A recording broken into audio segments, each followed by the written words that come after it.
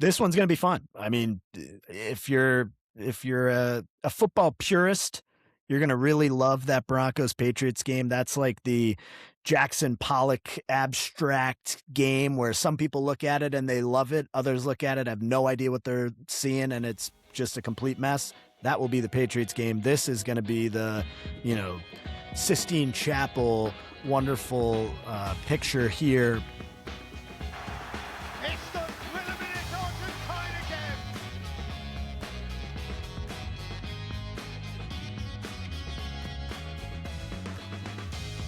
Ladies and gentlemen, welcome back to the Cover Story Podcast. I'm Jack and he's Mac, and we're on a never-ending quest to win you some racks. This is episode 12, and Indiana is a football school. That's right, Carson Beck and the Canes fall short to Fernando Flippin' Mendoza, and the Curt Cignetti statue is already in production in Bloomington. Mac, if you're watching on the YouTube, you'll see us donning a nice red Manchester United kit.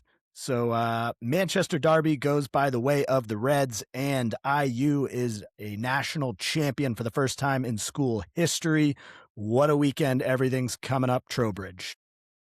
What a weekend indeed. Not only to have Manchester be red, fuck the Blues, but yeah, IU coming out with a national title. I mean, it couldn't have been a better weekend just from an emotional standpoint whatsoever.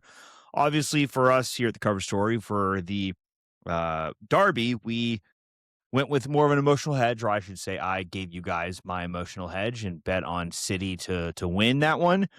But, new manager in town, Michael Carrick, came correct. I did say on the show that in his previous short-term stint, he did not lose. And so do I think this means we are on the up? Absolutely not. I'm going to be touching on them, in fact, because they have a really big matchup this coming Sunday as well. But overall, fantastic weekend. Couldn't have been happier. Yeah, I mean, kudos to the Red 2-0 victory, right? 2-0, if I'm... Yeah, no, 2-0. 3. They caught a third one? 2-0. No, that got called back? Yeah, okay. Yeah. They actually had two called back in the first half, and then Emblemo opened up the scoring in the second half, which we then were able to seal the deal at the end there. Right. Well, kudos Thanks to you Dorgu. for that. Dorgu. Let's touch on the Indiana Hoosiers, though, before we dive into some European footy. I mean, unbelievable season, undefeated. The Curt Cignetti turnaround is officially done. I mean, they've dominated teams all year. They were grounding and pounding and dominating the Miami Hurricanes for most of that game. Score probably tighter than some people might think, but I mean, I never really felt like IU was out of control of that game. Some wild stats just to cap off this run. IU 6 bowl wins in program history, 3 of which came in the last, 2.5 weeks. They have more. Yeah, crazy. More top 10 wins this season than all of their program history combined. They beat, on the way to a championship, the final 4 games of their season, the Ohio State in the Big Ten championship game, Alabama in the first round of the playoff, Oregon in the semifinal, or first round, I should say, quarterfinal, their first game, Oregon in the semifinal, and obviously Miami in the championship game. So 4 blue blood powerhouse programs in college football, all down by the way of Indiana, and in pretty dominating fashion.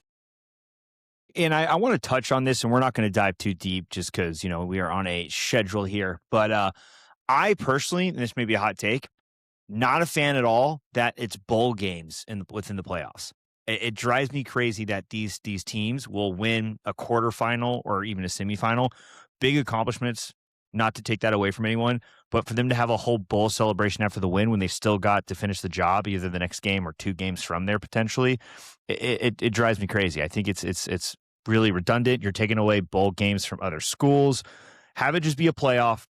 Have them. If they get knocked out, they get knocked out. If they win one round, their celebration or their reward is moving on to the next round. Don't give them a whole trophy ceremony at the end of it. I think it's just it takes away from the end goal overall. So that's my hot take on the college football playoffs. But the fact that we're now saying they won, 3 of their 6 bowl games within a 3-week span, that gives me a little bit of an ick there. But obviously stoked for them nonetheless. Yeah, I mean, a lot of people have some qualms with the college football schedule right now, and specifically those bowl games being a part of the playoff. I think there's going to be change in that moving forward. Counterpoint to you, though, before we move on, when you win a conference in pretty much any sport, you get a trophy. In baseball, they're throwing parties in the clubhouses after winning one wild card round. There's a lot of parties going on in baseball when you win every round there. Let them Hockey, celebrate. you have Yeah. some celebrates. That's okay, but you can't win trophies and get any No, credit. you can celebrate in the locker room all you want, but don't have a whole trophy ceremony with confetti and everything at the end of the game. Like, let them celebrate, sure, on their own, whether it's in the locker room, on the field, got it. But then to have this whole obnoxious where they're giving them an actual bowl trophy when their job's not even done yet. I mean, it just takes me back to when the Mavs in the 2011 NBA championship run, when we won the Western Conference Finals, all you saw was Dirk immediately, right when the whistle blew, ran right back in the tunnel, right? He knew the job wasn't done. Now people are throwing parties for these kind of events, and it's just, I don't know, maybe it's just old school. Maybe I'm showing my age here, but you don't celebrate until you actually win the last game you need to be winning it when it comes to these types of competitions. So that's my 2 cents on the matter. Got it. Okay, so Patriots fans, Broncos fans, Seahawks fans, Rams fans, if you do win on Sunday, do not celebrate whatsoever. Keep the AFC and NFC trophy off the field. Mac doesn't care about it, doesn't want you to enjoy that moment. Make sure you know that your job is not done. Yeah, job's not done. Okay, well, to quote the great Kobe Bryant, job's not done, job's not finished, but what we are finished with is that recap. So congratulations to the Indiana Hoosiers, champions of the college football land. Fernando Flippin' Mendoza, man, he is going to get beat to hell in Las Vegas. But cool to say you're number 1 overall pick. So hopefully, unless Lamar goes there, I don't know. I saw some pretty crazy trade rumors this week, but that's all a different conversation. Ooh, Mackey insiders. Who knows? Let's go to European football. Mac, I believe we're off some champions in Europa action this week. How our team's going to bounce back over the weekend. Looks like the first match you might be targeting is my Liverpool. That is correct. So, being that we're kind of starting to get low on NFL games and we are officially done with college football, we're going to put a little more focus on European footy here. So I got a couple games I want to touch on, and I'm going to break it down from Saturday and Sunday. Now, there's a lot of other action that we're going to be betting on. I know I said it last time in the pod that we were going to share our picks throughout that weekend. Fortunately, things got away from us. Things have been pretty busy with life and whatnot, so we did not deliver. I'm going to raise my hand up on that one. That's on me. I promised, and I did not come through. So this weekend, that is my goal. I will be sharing all these picks. I will be posting. Definitely helps that fiance is out of town for the weekend. So I plan on just using my entire weekend to be focusing on the podcast and giving you, the people, the picks that you deserve to make some money this weekend. And we're going to kick things off with Saturday in the Premier League. Liverpool is going to Bournemouth. Now, Liverpool been up and down, especially in the last few months, but they kind of look like they may be on the up right now. They just come off with a big Champions League win, 3-0 against Marseille. I, in fact, was pretty bullish on Marseille, at least, double chancing that one, if not being able to make it a close game. But they came correct, especially playing away with Liverpool being in France there. So I think Liverpool's going to do it again, going away. And then blending line as of now is just -110. Now, just that in itself, safe bet, could go that route. If you want to get a little juicy and you want to put some action on a little same game parlay, got a couple options here for you. You throw in a both teams to score, because Bournemouth are pretty dangerous up front. They do tend to score goals. They're pretty consistent on the attacking front. Liverpool still has shown signs of weakness in the back line. I think you do a little both teams to score with Liverpool's money line parlayed. That gives you plus 222. So a plus 2-2 option there. Apologies if you hear my dog. He is playing underneath my feet right now. But we're not going to stop there. You could. If you want to be more on the safer side, a little more risk than just the straight up money line at minus 110. Florian Wirtz. Let me say that again. Wirtz has been the guy recently. He is starting to come into form. He's starting to look like he's worth the price tag. Granted, it was astronomical, and maybe some might say still not worth the price point of so far the season, but he's starting to play like it.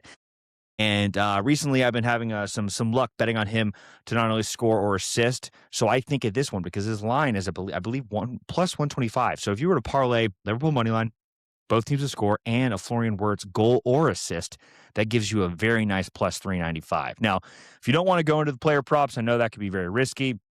It's hard to predict in those matters. I'm going to give you guys a 4-team parlay for Saturday, and we're going to pick one match out of 4 of the top 5 leagues that are going on Saturday. That's going to include our Liverpool at Bournemouth. We're also then going to go to España over at Spain, where Real Madrid's going to be playing at Villarreal, and the Real Madrid money line is plus 100. Now, again, you don't want to risk it for the biscuit. That in itself, I would lay a lot down on a straight bet there. I'm talking 3 to 4 units just on Real Madrid, but we love our parlays. That's what we chase here at the Cover Story. So we're going to have those two. Then we're going to add a little, this little risky one, right? Because this can go either way. And we're bringing back the French League. And we're bringing back Marseille. Because right now, Lens, top of the table right now in France. They look unstoppable. They're on an incredible run. They're going to Marseille. Marseille's actually favored at plus 100. Lens is like plus 260, if I'm not mistaken. I would even potentially add Lens straight up to win this one. But to be on the safer side for a 14 parlay, I'm going to say Lens double chance. So tie or win, draw or win, that's at minus 130. So we'll add that to the parlay. And then we're going to tie it off in Italy. So then we're going to go over to Como, where Torino is going to be playing at Como. And Como, as of now, is minus 160, favored to win. Add Liverpool, Real Madrid, Lens double chance, and Como gives you a beautiful plus 997. 14 parlay there to get your Saturday going. So all of those either or are going to be fun. I may do a little dabble on some straight bets, maybe do 1 or 2 units on a couple of those, and then do some 0.5 units on the parlays or same game. Could be fun there. And that's going to wrap up my Saturday. And then Sunday, we're just sticking to England. We're just going to stay in the Premier League. 2 matches. It's all we need. We're going to take our winnings from Saturday. We're going to roll that over, and we're going to start laying some hammer down pipe on one match in particular, where we're going to do Arsenal against Manchester United. Big matchup, as I alluded to beginning of the podcast here. Huge scenario for both teams, because we just came off a massive victory against Manchester City. Arsenal is still top of the league. Us beating City is essentially now given Arsenal the runway to win the title. If you follow Premier League, if you follow Arsenal, if history repeats itself, and if we expect to what's been happening for years and years and years, Arsenal are known for bottling the title year after year. This could potentially be that game. However, I don't think that's going to be happening. I really do think Arsenal is going to be winning the title this year. So I think Arsenal is going to win against Manchester United. But I do think we make it competitive. I think we do get on the score sheet. So if you parlay Arsenal with Manchester United, both teams to score, and then Arsenal money line, that is a plus 206 for you to kick things off on Sunday. And then one other Premier League game. This would be a straight up, or you could add it to that same game parlay if you want to get real spicy. But Chelsea is going to Crystal Palace. Crystal Palace is in shambles. Their manager just announced that he's leaving at the end of the summer. Wild decision to be able to make that a public thing. Apparently there are some issues with him and the board, especially because Crystal Palace just sold their star defenseman. Now, granted, that he would have walked for free, so I do get it on a business perspective, but it was really last minute, going over to Man City now, and their star striker has now just announced that he wants out. So Mateta is no longer wanting to be for CP. So they are in shambles on and off the pitch. I think Chelsea's going to come through playing away at them, and their line right now by itself is plus 104. So that in itself, I would put 3 units on because I'm very confident on that. Chelsea has been pretty strong. They also have crazy depth because, they buy every player under the sun. And I just don't see Crystal Palace even making a dent in this one. I can see Chelsea really kind of rolling through, if not at least getting a 3 points walking out. So that is going to be my wrap up for the European footy of this weekend. A lot of action, very excited. But of course, we have what everyone's probably most looking forward to here this weekend. The NFL is back with some conference championship games. So, Jack, what's our first one on the slate here? Well, before we run to the NFL, I got to do a little cleanup there for the people, just so everyone gets a little devil's advocate situation, devil's pun intended. Bournemouth, 8 out of 10 times they've reached the score sheet in their matches, so I do like that BTTS. And Liverpool has struggled defensively. Love the Real Madrid hammer. Who knows if we're going double hammer with that in Chelsea? That might even be a mega hammer. That could be if you're okay with the Saturday Sunday parlay, that in Yeah. itself would be juice. Yeah, if you're okay with it. Now, I have to ask: Arsenal money line and both teams to score against Man United. Now, we look back just last weekend, and we did Manchester City money line and both teams to score. So, are we jinxing ourselves? Are we okay with that? We're doing the double fade twice in a row here. I'm a little weary on this. So give me a little more context there, and so we can get the people feeling good about this one, because it's the same play we ran and we got stuffed. Fair enough. Couldn't get over the line. Give it to me straight. So I'd be lying if I said there wasn't some emotional hedging involved in this pick. Okay. But I do need to lay some facts down here. So to give you a little comparison, Manchester City compared to Arsenal. Let's just start there. Both top of the table. Both top of the table, right? The top, towards the top. Arsenal top of the table now at this point now by I think 9 points. But big difference and big key difference between the two sides. Manchester City are absolutely depleted on the back line. Okay. They're missing a lot of their starters. They have midfield that have been banged up that are rotating. They're just now getting new signees in. Semenyo, sorry, apologies. He's looked really good until the derby because he got shut down by I believe it might have been Dorgu on him. No, Dorgu was playing up front. Anyways, they're just not clicking right now, and it's really just because of the back line. Like offensively, they do have the firepower. Prior to the derby, they were scoring on all fronts. Holland has kind of been a little off the grid recently, but the other players have been stepping up. Now, that's the biggest thing there is we're talking about a team where they are absolutely lackluster defensively right now. So that's why it too wasn't too big of a shock. I believe the line for United in that match was like plus 260, maybe plus 300. The line for United against Arsenal is plus 500. And there's a reason why they're plus 500. Arsenal, their center backs are back. They have arguably the most depth in the Premier League, and they are by far the best team in England. Some might even say the best team in Europe right now, even over Bayern Munich. So they're top bids. So this is one of those scenarios where, I could call this an emotional hedge, but I truly do not see a world, even with our new manager, with our new formation and playing style. It's too early to tell if this is something we're going to see consistency of. So I really am full bullish on Arsenal winning this one. But I, again, do think we can make it competitive. I think we can at least get on the score sheet. So if we're going to talk like how my confidence level, let's say even on a unit level, the City United one, that was like a 1.5 bet. Arsenal, just to win and both teams to score, or even just Arsenal to win. Arsenal winning outright is a full-blown like 5 unit to win. But for both teams to score with it, I would even give that like a 2.53 unit, because I do think it is going to be a good goal scoring affair. At least 3 goals in the game itself. Okay, got it. All right, that makes me feel a little bit better. I do agree with you. That City backline was rubbish, if we're going to lean on the English side of things.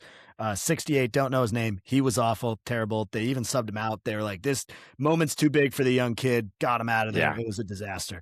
But yeah, not enough tape on the Manchester United new formation under Michael Carrick. And that transitions perfectly into Jarrett Stidham. Not enough tape on the former Patriot draft pick, now starting quarterback of the Denver Broncos, number 1 seed. Broncos hosting the 2 seed New England Patriots. New England road favorites by 4.5, over under 42.5. That is your AFC title game. if you had Drake May, Jarrett Stidham in the AFC title at the beginning of the year, please show me that ticket because, wow, what a ride it's been. Um, we can touch briefly on a couple of the games of how we got here in the divisional round. That teaser we put together for you guys did in fact hit. So nice little plus 240 teaser there for you. Hope everyone took advantage of that. But if you're watching on YouTube, I'm in my Patriots jersey. The Kings are back. Everything is right in the world. We are a wagon, and this defense is disrespected. Going up against the, number 2 defense in the NFL this year. We'll talk about some of the defensive ranks shortly, but Drake May survives another lackluster performance. That throw to Kayshon Boutte to really ice the game, pun intended, in the snow there against the Houston Texans was unbelievable. Ran the same play to Derek Stingley last year for his first NFL touchdown pass to Kayshon Boutte. So good to see that we're going back to the well there. But yeah, I mean, I have plenty on this game. Obviously, no Bo Nix. That's going to hurt the Broncos. They survive an OT thriller against the Bills. Josh Allen, a gazillion turnovers. Sean McDermott out as head coach of the Bills. And I told everyone that if they lost this game, to be on the lookout for Sean McDermott firing.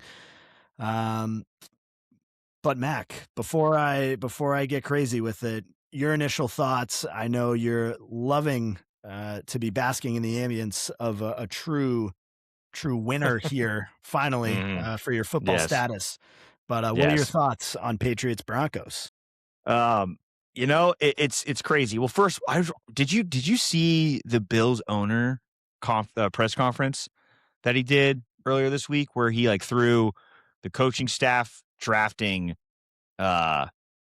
Keon Coleman, and then also his comments on the coach itself, telling him, hey, that was a catch, but then firing him. The owner looked like he was an absolute shambles. So that was a weird one. But on this game in particular, I mean, look, everything's pointing to the Pats, right? You get what I'm kind of blown away by is I understand Broncos have arguably one of, if not, the best defenses in the league, but we just saw what the Patriots did against the Texans. So that doesn't necessarily scare me. And with Bo Nix out now, I'm shocked at the line's -4.5. And I've recently been the guy that loves saying, why don't we buy up some points?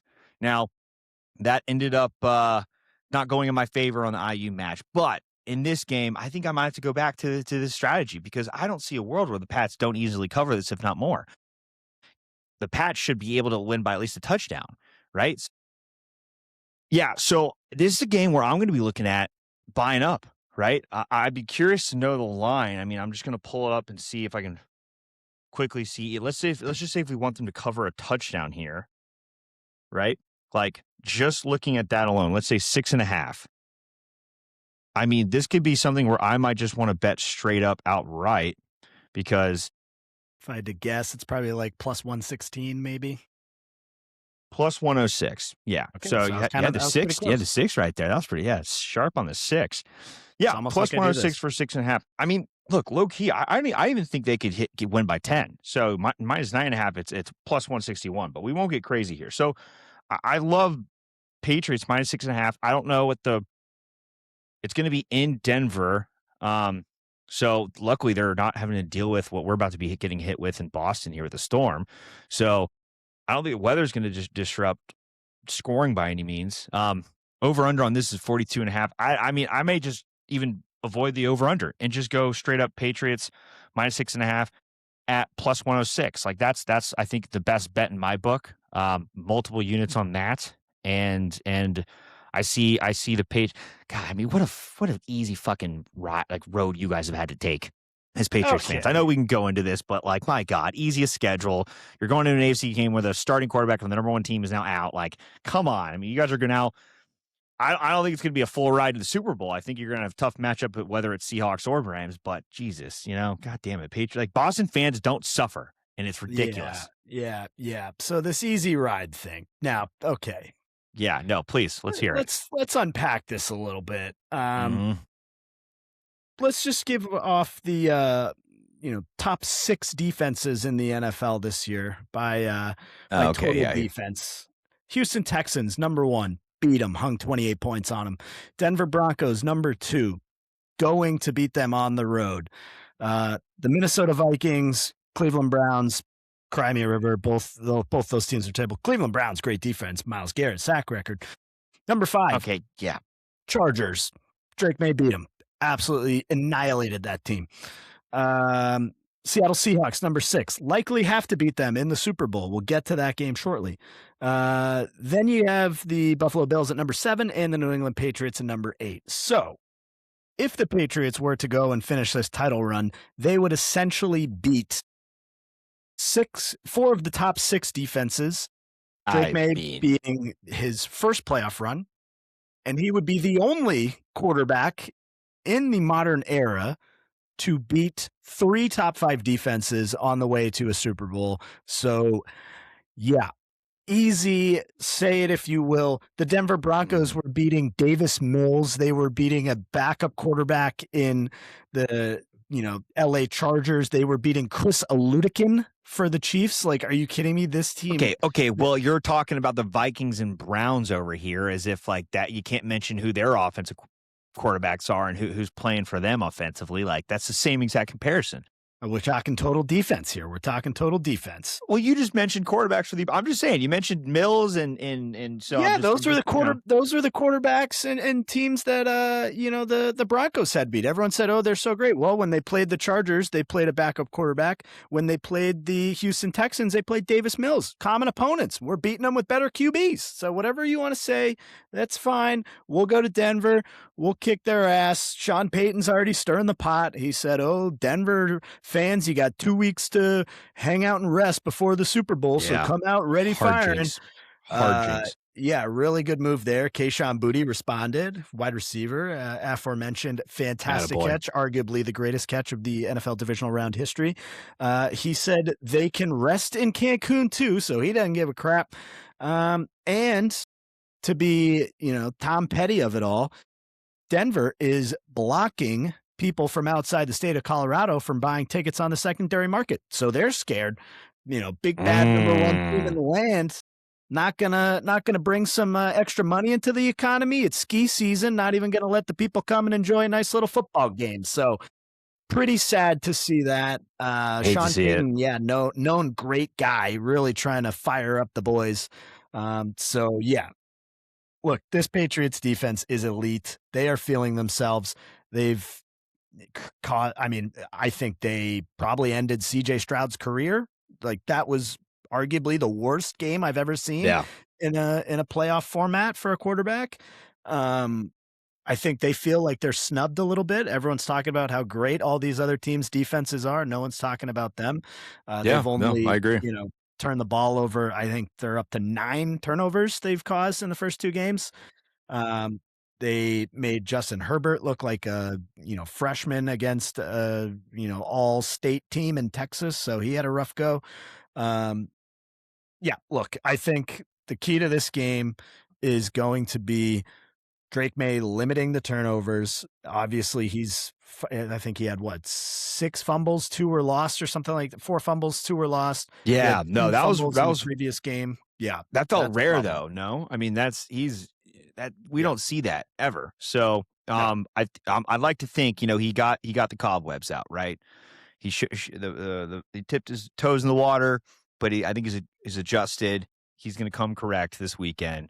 So, like I said, I'm full bull on the Patriots in this game. It's hard not to be, and I'm going to be buying up points. So, I'll be rooting with you on them. But it's also just, the city of Boston, man, you guys just don't suffer, and it just can't keep getting away with it. But at the same time, it's nice to be in the city where there's a lot of success because everyone else is happy around me. I can be the miserable guy in the back of the bar.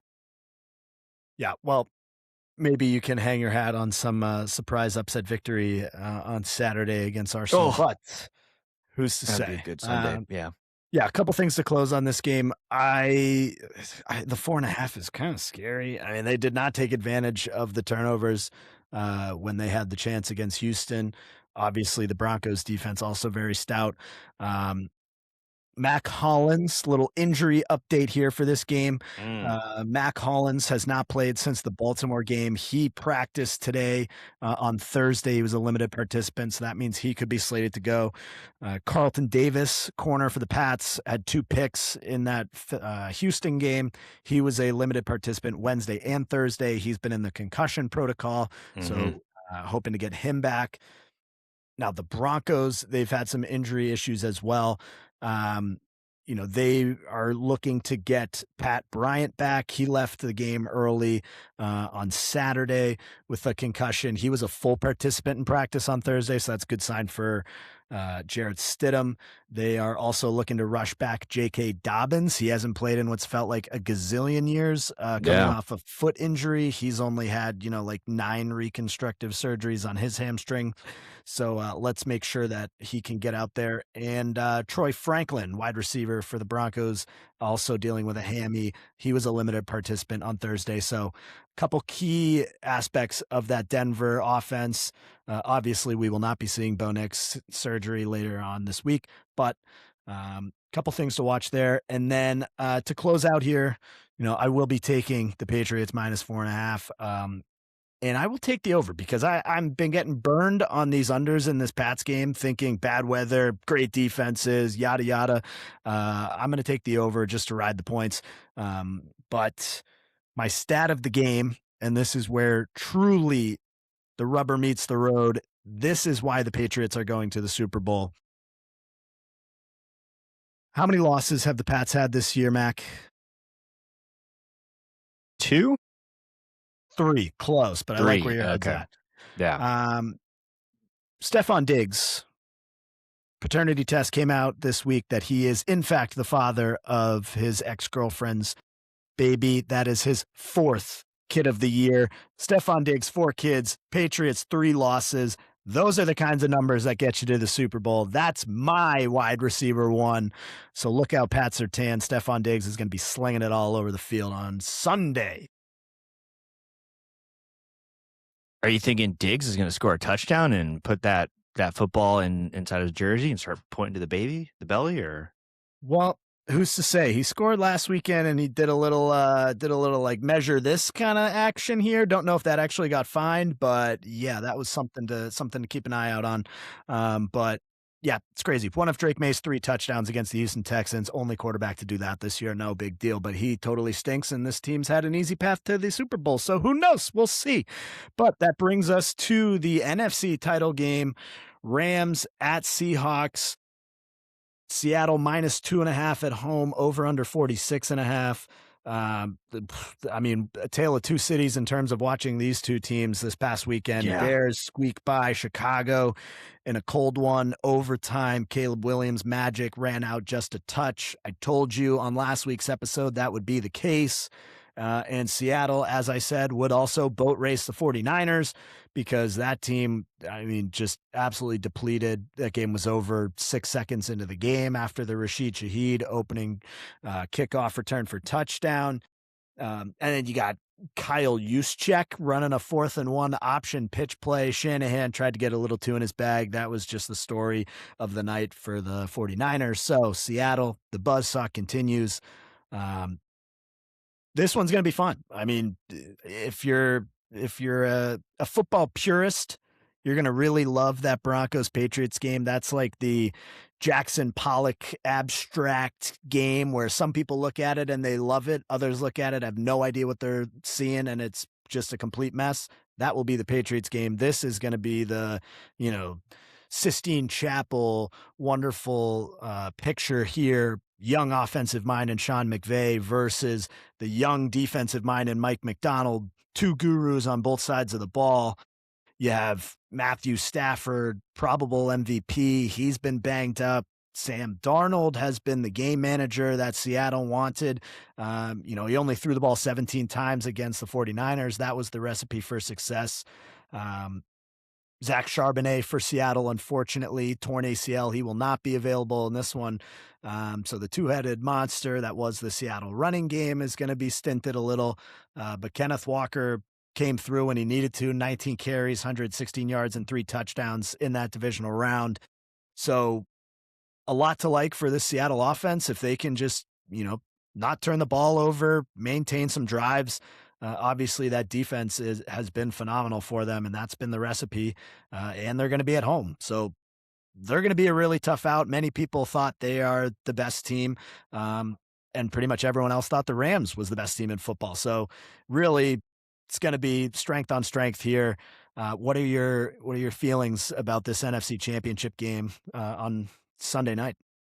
Yeah, I mean, it's another one of those things where you look at some of the options, right? Whether it's money line, whether it's a spread here for either team, and then you look at the over under, and when you're looking at the number there, it just screams knowing these offenses and knowing these teams like it's going to be an offensive juggernaut of a match. Now we know Seahawks defense has been lights out, so will that have an effect on the total scoring here? I don't know. I mean, and you brought up Matthew Stafford, right, with his finger that he busted up last week.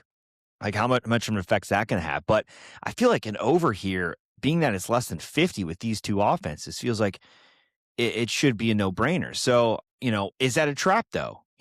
We've been falling for a lot of traps with these over unders recently, and it's what does Vegas know that we don't? So on paper, I love the over. I love rooting for points at the end of the day too. So that's something I'm going to want to be doing. But when it comes to picking either of these teams, I feel like it's at the end of the day, right? Who has the better defense? Because both quarterbacks can produce. Now Stafford, obviously, in my opinion, is superior to Darnold, but that Seahawks defense is a whole nother level. So I do think I would probably have to lean towards the D there.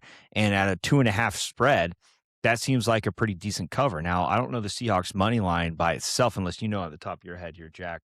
Because if that's not too steep, that could in itself be something then to play with the over potentially if we just want something easy and fun there for a parlay. But that's it's tough to think. I do think this is going to be a very fun game to bet props on. So I am looking forward to that. Whether it's going to be pretty even mix. Kenneth Walker, as we saw, being the guy, had an unbelievable game. So he's going to probably want to be looked at for sure on the prop level. But overall, I do think what I'm most excited about is this game in itself is going to be an incredible live betting opportunity, specifically live drive bets. Both of these teams, we've had a lot of profitable nights and afternoons with these teams, especially when playing in prime time. So I know I'm going to have a lot of fun there. But yeah, I think if I were to have to, pick some sort of outcome, it would be Seahawks to cover and the over, or maybe even Seahawks money line and over, because that should probably get some decent juice as well. Yeah, so the Seahawks money line coming in at -142. If you want Okay, to yeah, pair that with the over at 46.5, that little parlay there is going to be +198. So not too bad for you there. not bad, not bad. Um, and one fun tidbit about this game, obviously these teams, this is the third time they're going to be playing this year. They each won one game. Mm, The Rams winning at home 21-19, and then the Seahawks winning at home 38-37 earlier on in December in overtime. That was the weird 2-point conversion, hit the yeah, ball off the helmet, but it was a backwards throw, crazy. But so if you're doing some simple math at home, that's Seattle with the total points for 57 and the Rams for 58. So 1 point separates these two teams. This one's going to be awesome. It is. I mean, I don't know if this has dawned on you yet, Mac, but mm, if you think way, way, way back to mm. your little 8-team parlay that netted you, what was the tune of that? What, 25K or something 20, like that? 27, yeah, Yeah, 27,000. $27,000. That was watching the Seahawks in that final game, and we're Mm-hmm. now one game away from a Super Bowl. So maybe the Seahawks are just the team of destiny this year. Nobody would have thought that back in October when that No, parlay hit. and But that was against Houston too. yes, yep. So this one, I mean, this one's going to be awesome. I'm going to be on the Seahawks purely in the sense of, I think Stafford's a little more banged up than he's let on. He didn't look great in that Bears game, and people might put it on the weather, but I mean, it's not like they're going to be in the tropics in Seattle either. And, Lumen Field is the loudest, if not second loudest. I think it bounces back and forth with Arrowhead. Obviously, not a whole lot to cheer about in Kansas City this year, so I'm sure it leans more towards the 12th man there. But yeah, I like the over in this game too, to be honest. And before we wrap up here, I will leave the people with something that's on the juicier side, and you might want to water it down a touch and just take the money lines, but we'll get to that in a second. If you want to back the New England Patriots at -4.5, take the over 42.5 in that first AFC game. Parlay it with Seattle -2.5 and over 46.5. That 4-pick parlay is going to come in at +975. So that is quite a juicy conference championship week parlay for you. And if you want to water it down and maybe just take both teams on the money line, we're going to have that one coming in at... Let me see if DraftKings wants to load quickly here. That one is going to come in at +645. So still nice. Yeah, both favorites on the money line and both overs +645. But yep, that is that's what I'm looking at for that Sunday night game. I'll take Seattle -2.5. I'll ride the over as well. Like I said, I'm getting burned on these unders. And I just think this one's going to be a little bit more wide open than that AFC game. But I think a couple timely turnovers for the Patriots. I think they're going to help them shorten the field and get that over too. So something to target this weekend. And why not root for points? Yeah, and both these games are on Sunday, correct? Yes, yeah. Sunday at 3 Eastern for the AFC game and 6:30 Eastern on Sunday night for the NFC game, which, I mean, that we could do a whole rabbit hole on time slots and everything, but prime time needs to be like 6 or 7 o'clock moving forward, because when these games start at 8:30, 9 o'clock, and we're sweating out Blake Corum to get another 6 rushing yards in the fourth quarter here at 12:45 a.m., that's not conducive to my lifestyle. So we might need to put a call into the schedule makers and just demand that the 6 to 7 window is the prime time slot moving forward. Yeah, especially if they're having the first game even earlier around that 3 o'clock. I mean, what I'm thinking here is let's just say we go with that spread and over parlay. That means on Saturday, we've given you guys a 4-team parlay at +997 on Saturday, to then go into a Sunday with a 4-team, or I should say, 4-pick parlay. 4-leg. What was that? 4-leg parlay at what? +945. Guys, I mean, a back-to-back +900+ parlay days could be the way we kickstart our end of January going into a February slate, where we are going to be lacking football and might as well make as much money as possible before the season ends. So, this is very exciting. We got some juice on the line for the weekend that I am excited. We're going to be hunkering down here in Boston. Of course, we got snowpocalypse coming our way. So let's just hope power does not go out, and we'll be able to watch some footy and football all weekend long. Yes, we are. I think the last I saw, we're slated for maybe 18 to 24 inches or something like that. We're going to get absolutely dumped on, but no problem. Not worried about it. We're all we got. We all we need up here in New England. So 100%. No issues there. Hope everyone gets a lot of rest in Denver this week. And, they're ready to cheer on former Patriot Jarrett Stidham. The Bill Belichick PSYOP is fully complete to have his former backup quarterback go to Denver and throw the game and get the Patriots back to the Super Bowl. So all part of the plan. That's all part of the plan. You're right. That's going to do it for this week on the Cover Story Podcast. As always, thank you for listening. Go check out the socials. We're going to have all these picks and more, Max soccer plays for the week. And maybe we'll see how some of the action over the NBA slate goes. We're getting very close to diving fully into some college hoops and some NHL action as well. But let's enjoy conference championship in the NFL Let's enjoy a fun Saturday, Sunday slate of European football.